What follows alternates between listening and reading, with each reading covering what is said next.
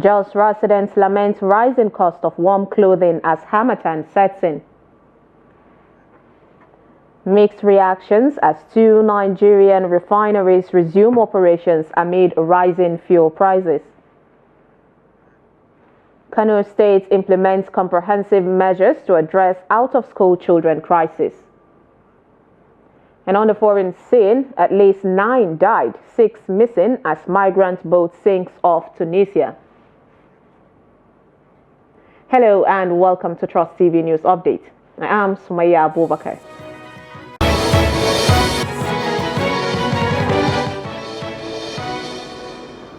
Thank you for joining us and the details. Now, as harmattan season sweeps across Jos and its surrounding areas, residents are facing the biting cold and are being forced to purchase items and warm clothing despite ongoing economic hardships.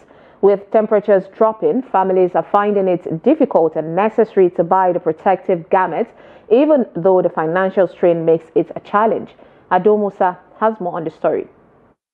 Between November and January each year, Jos residents are accustomed to the cold weather, which drives many to seek warmth through new clothing.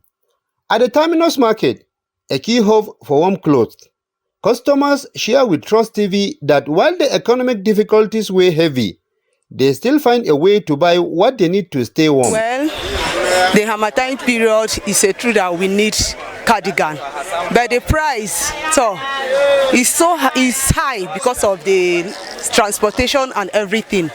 But well, we can avoid the cardigan, but we need them in this cold season because the cold is too much. Without cardigan, you cannot stay in Jos. They are not affordable. I wouldn't lie to you. Things are so expensive in market. For ordinary socks now, they are saying you can't buy less than 600 naira per just for a small baby.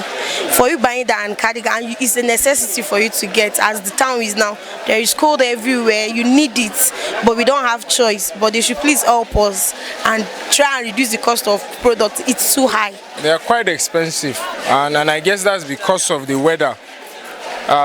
Before now, these things are way cheaper than they are now. But because of the weather and people have to survive, it's quite cold in Jos, and so it's quite expensive, but then people have to use them. While many customers express concern over rising prices, sellers are also feeling the pinch of the inflationary pressures affecting their business.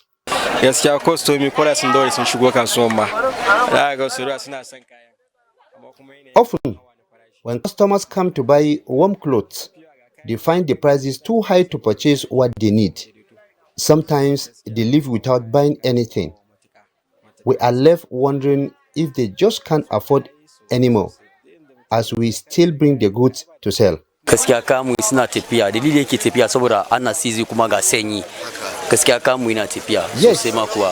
who can afford it do buy, especially with the current weather. But the major issue right now is the price hike. It is really affecting our profits. In the past, we would make about 40,000 naira after selling a batch. But today, it is hard to even make 5,000 naira or 10,000 naira. In some cases, we lose our capital. Historically, the harmattan period has been a time of high sales for warm clothing vendors.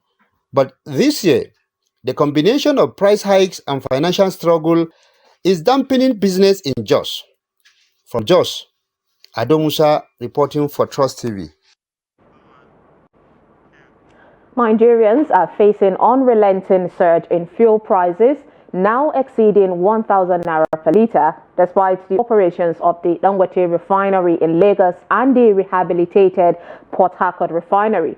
So many are asking and questioning why the government has failed to ease the burden of rising costs, contrary to expectations of relief after ending fuel import dependency. Victoria Tokolo spoke with Lagos residents about the situation. Here's the report. Despite the operationalization of the Dangote and Port Harcourt refineries, Nigerians are frustrated by skyrocketing fuel prices. Hopes of cheaper fuel have been dashed as prices continue to climb. Following subsidy removal by President Bola Tinubu in May of 2023, fuel prices rose from 195 naira to between 448 naira and 557 naira per litre, a 185.64% increase. Further hikes in June and September 2023 pushed prices even higher, reaching 1,050 naira per litre after the Nigerian National Petroleum Company Limited (NNPCL) withdrew its intermediary role between marketers and the Dangote refinery. While the Dangote refinery began operations in September 2024 and the Port Harcourt refinery resumed production after years of rehabilitation, the anticipated price drop has not occurred. Bus drivers like Mutiu Lawal and Ramilowo Akinola expressed the struggles, citing the pain of purchasing fuel at over 1,000 naira per litre. It is only NNPC that was selling 1,050 naira. Some filling stations were selling 1,080 naira. So the price is not equal. So we don't know what happened to our government too, because when they said that 2 to 3 refineries is now working, we don't know why the fuel is now going up and down. NNPC presently now is selling 1,050 naira. Total is selling 1,080 naira. Mobil is selling 1,050 naira. The other people, that's a private, some are selling 1,150. Oil and gas marketers along with Lagos residents also shared their thoughts on the refineries and the ongoing crisis. Dangote is private. NNPC is always a private company now. You understand? A private venture company. What I would advise, if the marketers have alternative to bring in a lower price for now, they can, so that there will be competition. I believe if NNPC can compete with Dangote, Dangote will force to come down. If the refinery is working, I think things supposed to change. But I don't think it's working. All those things are just rumors. I don't think those refineries are actually working. To me, I don't think it's working, because if actually those refineries are working, I believe the price of fuel would have been down by now. More so, the cabals in the oil industry will not allow the fuel to come down. Without urgent action, the rising fuel cost could deepen economic hardship, exacerbate poverty, and erode public trust. For a country rich in crude oil, the irony of this crisis is stark. Citizens are now calling for transparency, efficiency, and government intervention to lower fuel prices and alleviate their plight. The Arewa Consultative Forum has constituted a committee of experts to study the proposed tax reform bills currently before the National Assembly to come out with appropriate recommendations to be forwarded to appropriate organs of the government. This was contained in a statement on Thursday by the forum's National Publicity Secretary, Professor Kuru Muhammad Baba. According to the ACF, the current debate on the proposed tax reform by the National Economic Council and other critical stakeholders actually suggested that not enough consultations went into the preparations of the bills.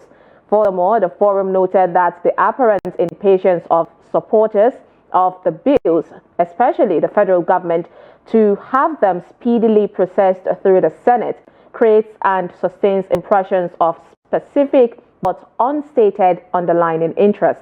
The forum commended the Senate for electing wider consultations with relevant stakeholders to address areas of concerns in the bills. It urged all citizens and every interest group to cooperate with the relevant Senate committee tasked with the assignment. It also called for restraint, decorum, and mutual respect in any discussions of provisions in the proposed bills, as in accordance with the timeless adage, no one has a monopoly of knowledge and/or wisdom.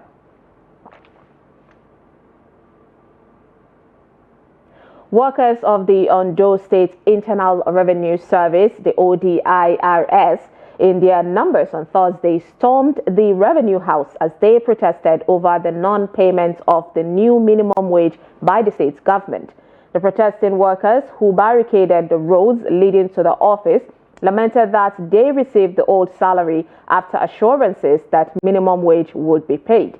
Meanwhile, other workers within the state's civil service had received a new minimum wage following the pledge made by Governor Lucky Aiyedatiwa during the build-up to last month's election. According to the ODIRS staff, there is a sharp contrast between the allowances of top executives and the mega wages of junior staff in the establishment.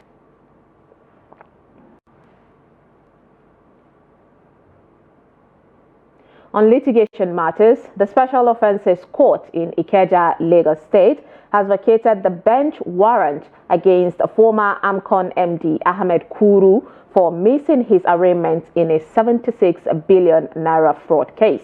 Justice Mojishola Dada granted the motion after Kuru's counsel, Olasupo Shashore SAN, apologized and assured the court that Kuru would appear for arraignment on January 20th, 2025. The Economic and Financial Crimes Commission, the EFCC, had no objections, with counsel Wahab Shitu confirming the agreement. The bench warrant was issued on December 3rd after Kuru allegedly jumped administrative bail. He faces charges alongside others, including Arik Air's MD Captain Roy Ilebodu, for fraud involving 76 billion naira and $31.5 million. The court subsequently adjourned the case until January 20th of 2025 for arraignment of the defendants. Over 600 passengers, including children and the elderly, were stranded for hours at the Agbo train station in Delta State after the driver of the Nigerian Railway Corporation, Ojebu Itakpe train service, abruptly halted the journey, citing the alleged kidnapping of a colleague. The incident, which occurred on Tuesday, December 10th, 2024, has sparked outrage among passengers, with many calling for a review of the NRC's management and operations. Passengers were left stranded in the dark, hungry and exposed, while security operatives on board, allegedly involved in selling tickets illegally, vanished as tension rose. The journey eventually resumed at 11:30 p.m. over 2 hours later. A viral video captured the distress of passengers, showing some loitering outside the train while others attempted to console children on board. 35 p.m.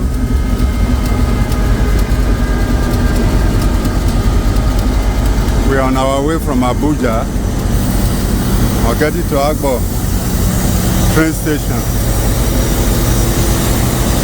The hundreds of passengers on board were abandoned.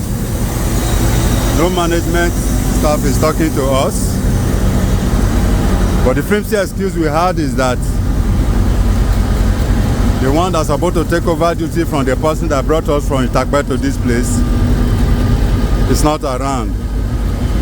At this odd hour, every person is abandoned here. I'm calling on the federal government to checkmate the excesses of the Nigeria Railway Corporation management. INEC Chairman Professor Mahmoud Yakubu met with the resident electoral commissioners at the commission's headquarters in Abuja to discuss reforms based on lessons from the 2023 general elections. He revealed that 142 recommendations were identified through internal and external engagement, focusing on areas such as voter management, education, electoral technology, security, and legal frameworks to enhance future elections. Trust TV's Antonia Ebohon reports. The INEC chairman disclosed that the meeting was centered on evaluating 142 recommendations derived from both internal and external engagements. These recommendations span key areas including voter management, voter education, public communication, political parties and candidate management, electoral operations and logistics, election technology, security, and the electoral legal framework. Professor Mahmoud Yakubu revealed that 86 of the recommendations required the administrative action by the Commission, while 48 necessitate collaboration with the stakeholders. This is followed by 48 recommendations that require action by a variety of stakeholders, including security agencies, mobile network operators, statutory bodies, political parties, transport unions, civil society organizations, and the media. On the legal review, there are 8 recommendations that require legislative action by the National Assembly. The chairman highlighted the need to review the use of the permanent voters card as the sole means of identification for the voter accreditation on election day, especially with the introduction of the bimodal voter accreditation system. The use of the permanent voters card as the sole means of identification of voters for accreditation on election day should be reviewed. Those who already have the PVCs can still use them to vote during elections. But going forward, computer-generated slips issued to the voter or even downloaded from the Commission's website will suffice for voter accreditation. In addition, the Commission plans to urgently develop protocols for cleaning up the voters' register in collaboration with the agencies such as the National Identity Management Commission and the National Population Commission. As a matter of urgency, the Commission also intends to develop protocols for the cleaning up of the voters' register in collaboration with agencies such as the National Identity Management Commission, NIMC, and the National Population Commission, the NPC. Other areas of reform include advocacy for affirmative action for greater participation of underrepresented groups, a more robust voter education and public communication to combat fake news and misinformation. Yakubu also emphasized reforms aimed at improving voters' access and polling unit distribution, advocacy for affirmative action to enhance the participation of underrepresented groups, and strengthening voter education and public communication to combat fake news and misinformation were other key areas discussed. These reforms are aimed in bolstering the Commission's preparedness and operational efficiency in future electoral processes. Antonia Ebohon, Trust TV News. Now moving on to legislative matters, the Senate has directed the arrest of the Managing Director of Julius Berger PLC for failing to appear before its Committee of Works to address issues surrounding the stalled Itu-Odukpani Highway project. Senate President Godswill Akpabio made the announcement during the Thursday's plenary. The report. The resolution came after a point of order raised by Senate Minority Whip Osita Ungu, who urged his colleague to approve an arrest warrant for the Julius Berger MD, citing repeated disregard for the Senate invitations. The Senate recalled that in furtherance of the investigative hearings, Julius Berger Nigerian PLC has neglected and refused to honor invitations to provide details of their role in the Odukpani Itu Highway project, despite receiving substantial public funds amounting to over 18 billion naira. Several senators voiced their frustrations over Julius Berger Nigeria Limited's refusal to honor the Senate's request. Julius Berger, even though they may have their origins outside this country, can never try what they are doing in Nigeria, in Germany or wherever in Europe they originate from. It behoves of this Senate that we establish and utilize the powers and the constitutional powers that are given to us to invite the gentleman, the managing director of Julius Berger, to appear before us so that we can look into this matter and give it the necessary conclusion. You will invite a minister of Federal Republic of Nigeria. Some of them will not listen to the chairman of your committee, Mr. President. And enough is enough. We should query these ministers and ask Mr. President to drop them. How can a chairman of a committee be looking for a minister for 2-3 days, 4 days, they will not answer phone? So they are doing the same thing Julius Berger is doing. We have to use our powers. We approve funds and we want to see value for money. We want to see economy. We want to see prudence in the way and manner our funds that we appropriated are utilized. And when there is need for signing a warrant, Mr. President, don't hesitate. We have to make example of some people and some institutions. I submit, sir, that everything we have said of Julius Berger, we should say even more to the Ministry of Works that awarded the contract, There is no evidence they have the power to revoke the contract, and they have the power under the law to get that part of the payment for which they have no work, to recover that money to public treasury and award the contract to another contractor under clear terms of contract execution. The Senate President emphasized the Chamber's readiness to enforce accountability and ensure contractors fulfill their obligations. Since we have summoned the company and the company has rebuffed the summons of the National Assembly by implicating the Senate, then we should immediately take the next step of issuing a warrant of arrest to compel the managing director of JB to appear before the Senate committee. And then you fix a date. Those in support of this say aye. Those against say nay. The ayes have it. In the meantime, President Bola Tinubu will present the 2025 Appropriations Bill to a joint session of the National Assembly on Tuesday next week.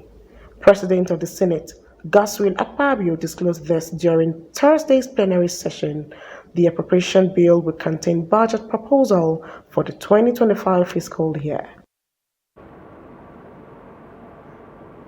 Kano State, a Nigerian most populous state with over 20 million residents, faces a persistent challenge with out-of-school children. Despite various efforts, the issues remain largely unsolved, driven by a combination of financial and cultural barriers. In this report, Trust TV's Abdul Aziz Ibrahim explores the multifaceted approach being adopted to address the problem in Gwarzo local government area of Kano. Take a look.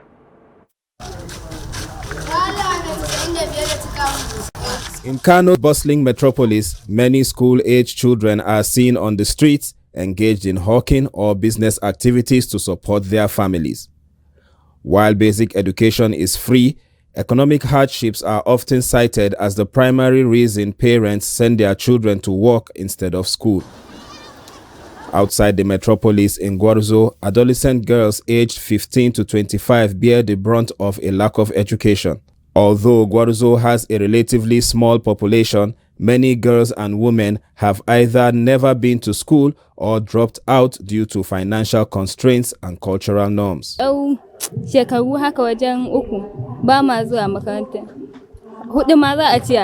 I stopped attending school 4 years ago, but we are grateful that efforts are now being made to give us another chance at education.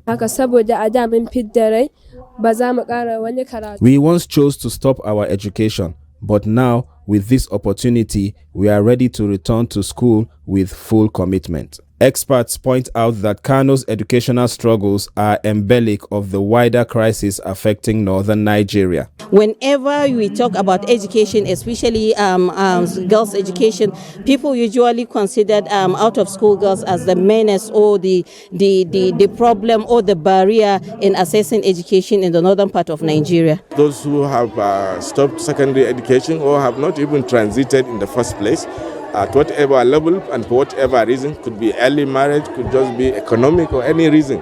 Addressing this issue requires a comprehensive approach combining cultural transformation, educational reform, and economic support for women to foster commitment to children's education. We are here to enroll them back to school, but in a non-formal way. That means they will not be in regular schools because of their age. They will be in school. They will still, maybe during their hawking, they will still be in school. In the morning, maybe in the afternoon or in the evening, based on their choice. Our mission is just for them to continue learning. As Kano's leadership and citizens work towards resolving this crisis, one central question remains. Will these efforts pave the way for a brighter future for its children? From Kano, Abdulaziz Ibrahim reporting for Trust TV. On the foreign scene, a tragic migrant boat disaster off Tunisia's coast has claimed the lives of at least 9 people, with 6 others still missing, according to a judicial official on Thursday, December 12, 2024. The boat sank after taking on water due to bad weather, prompting Tunisia's Coast Guard to rescue 27 survivors. The boat, which had been carrying at least 42 people, was en route to Europe when it capsized off the coast of Cheba. And finally, in sports, Nigeria's Falconets forward Chiamaka Okochukwu has made the final shortlist for the 2024 CAF Women's Young Player of the Year. Okochukwu impressed at the 2024 FIFA Under-20 Women's World Cup, scoring 2 goals in 4 matches. Despite the Falconets' elimination by Japan in the round of 16, Okochukwu's performance earned her a spot among the nominees. She will compete with Egypt's Habiba Sabri and Morocco's Doha El Madani for the prestigious award. The ceremony is set to take place in Marrakesh, Morocco on Monday, December 16, 2024. And with that, we wrap up News Update on Trust TV. Do not forget to follow us across all our social media platforms. I am Sumaya Abubakar. Thanks for watching.